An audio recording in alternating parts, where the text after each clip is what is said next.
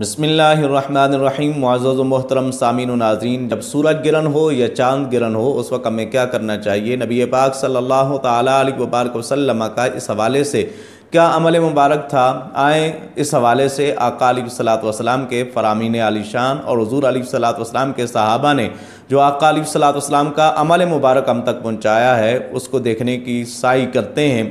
حضرت عبداللہ ابن عباس رضی اللہ تعالی عنہما آپ فرماتے ہیں کہ نبی پاک صلی اللہ تعالی علیہ وبارک وسلم نے فرمایا یہ سورج اور چاند دونوں اللہ تعالیٰ کی نشانیوں میں سے نشانیاں ہیں۔ جب ان پر تم کوئی ایسا وقت دیکھو جب ان پر سورج گرہن ہو جائے یا چاند گرہن ہو جائے تو اس وقت تم نماز پڑھو اور دعا کرو۔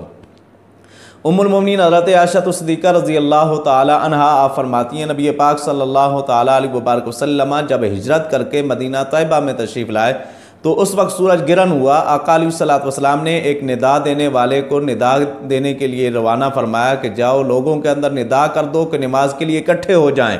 حضور علیہ الصلوۃ والسلام کے صحابہ جس وقت اکٹھے ہوئے، ام المومنین حضرت عائشہ صدیقہ رضی اللہ تعالی عنہا آپ فرماتی ہیں آقا علیہ الصلوۃ والسلام نے بڑا طویل قیام فرمایا، لمبے رکوع اور لمبے آقا علیہ الصلوۃ والسلام نے سجدے فرمائے۔ اور دوسری روایت میں حضرت عبداللہ ابن عباس رضی اللہ تعالی عنہما آپ فرماتے ہیں آقا علیہ الصلوۃ والسلام نے جس وقت سورج گرہن کی نماز پڑھائی، یعنی صلاۃ الکسوف، جب سورج گرہن ہو تو اس وقت صلاۃ الکسوف پڑھی جاتی ہے، جب چاند گرہن ہو تو اس وقت صلاۃ الخسوف پڑھی جاتی ہے۔ آقا علیہ الصلوۃ والسلام نے صلاۃ الکسوف جس وقت پڑھائی یعنی سورج گرہن کی نماز پڑھائی تو آقا علیہ الصلوۃ والسلام نے اتنا طویل قیام فرمایا کہ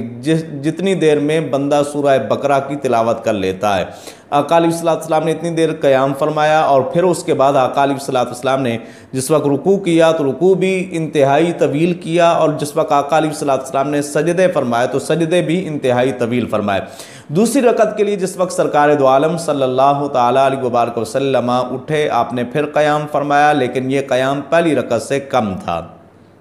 تو اس سے یہ معلوم ہوا کہ جس وقت سورج گرہن ہو جائے یا چاند گرہن ہو جائے اس وقت ہمیں اللہ تعالیٰ کی ذات کی طرف رجوع کرنا چاہیے۔ ایک روایت میں حضرت ابو ہریرہ رضی اللہ تعالیٰ عنہ اور حضرت ابو موسیٰ اشعری رضی اللہ تعالیٰ عنہ، یہ دونوں جلیل القدر صحابہ اکرام رضوان اللہ تعالیٰ علیہم اجمعین، آپ فرماتے ہیں کہ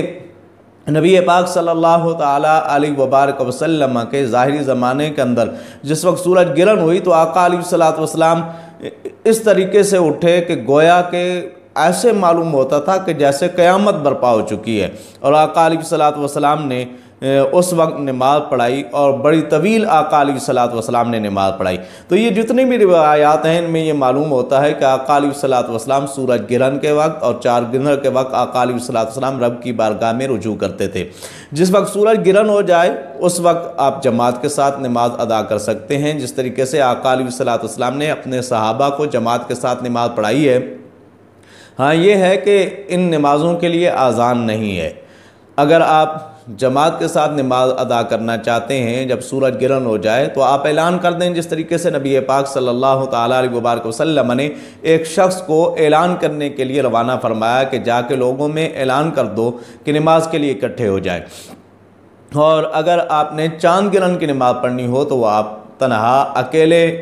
چاند گرہن کی نماز ادا کریں۔ تو جس وقت ان پر کوئی مصیبت کا وقت آ جائے اس وقت آقا علیہ الصلوۃ والسلام نے فرمایا کہ یہ سورج گرہن یا چاند گرہن کسی کی موت و حیات کے سبب سے نہیں ہوتی۔ آقا علیہ الصلوۃ والسلام کے لخت جگر حضرت ابراہیم رضی اللہ تعالیٰ عنہ جس وقت آپ کا وصال ہوا تو لوگوں نے یہ خیال کیا ہو سکتا ہے کہ آقا علیہ الصلوۃ والسلام کے اس شہزادے کے اس دنیا سے جانے کے سبب سے یہ سورج گرہن ہوا ہے، تو آقا علیہ الصلوۃ والسلام نے اس کی نفی فرمائی کہ کسی کی موت و حیات کی وجہ سے سورج گرہن یا چاند گرہن نہیں ہوتا۔ ہاں جب ان پر یہ مشکل وقت آ جائے، یہ اللہ تعالیٰ کی نشانیوں میں سے نشانیاں ہیں، اس وقت نماز کی طرف پلٹو اور اپنے رب کے حضور دعا کیا کرو۔ تو جب سورج گرہن ہو تو ہم اللہ تعالیٰ کی بارگاہ میں حاضر ہوں، نماز ادا کریں اور ساتھ ساتھ اللہ تعالیٰ کے حضور دعا کریں۔ آقا علیہ الصلوۃ والسلام نے جب نماز